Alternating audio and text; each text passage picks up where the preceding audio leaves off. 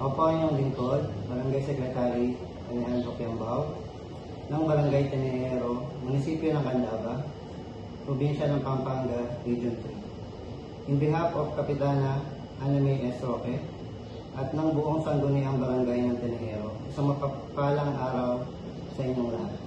Binubuo ang Pampanga ng 22 na munisipalidad. Kilala ang Pampanga sa kanyang sopistikado at sari-saring lutuin. Kabilang ang mga pagkain tulad ng sisig, tokwat baboy, ensaladang pako o yung fiddlehead fern salad, at buro o yung binurong isda.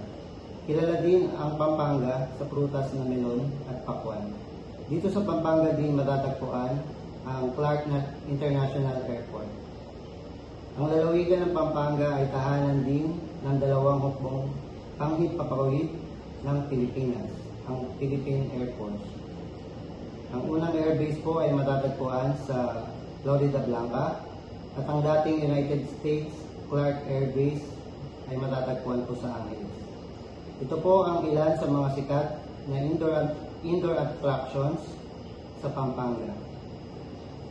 Ang sikat po na SM Clark sa Angeles, ang Aqua Planet din po sa Angeles, sa Clark Angeles, Pampanga, ang Clark Museum at 4D Theater, makikita rin po sa Clark Angeles, Pampanga, ang Sky Ranch po sa San Fernando, Pampanga, at ito naman po ang ilan sa mga sikat na outdoor attractions sa Pampanga.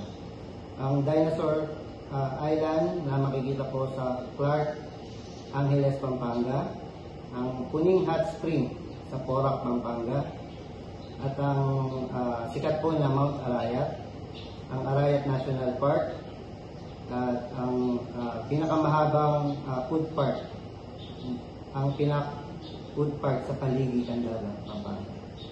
Ang Gintong Pakpak Eco Park, makikita po sa Arayat, at ang San Guillermo Church.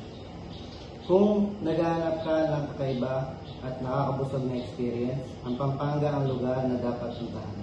Kilala bilang culinary capital of the Philippines, isa itong kanlungan para sa mga mahihilig sa pagkain, na nag-aalok ng masasarap na lokal na pagkain na tiyak na magpapakilig sa inyong panlasa.